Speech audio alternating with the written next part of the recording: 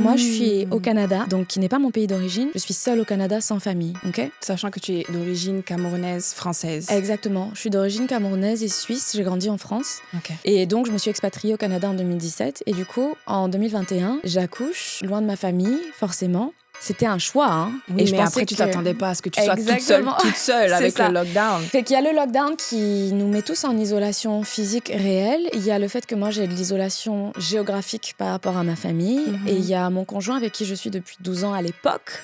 Donc, mon ex-conjoint avec qui j'étais à l'époque.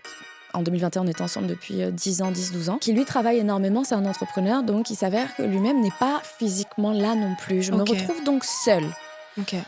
Et la raison pour laquelle j'ai parlé du décès de ma mère, c'est que, en fait, quand je me suis retrouvée dans la maternité moi-même, avec l'absence de ma mère, elle a vraiment brillé justement par son absence. C'est-à-dire que, n'ayant pas pris le temps plus jeune de faire mon deuil, le traumatisme de l'absence de ma mère est revenu m'attaquer, est revenu me tourmenter au moment où j'avais le plus besoin moi-même de ma mère. Donc avec toute cette isolation, cette solitude, l'absence de ma mère, les hormones, la fatigue, je n'y connaissais rien du tout à la maternité. Bref, j'ai sombré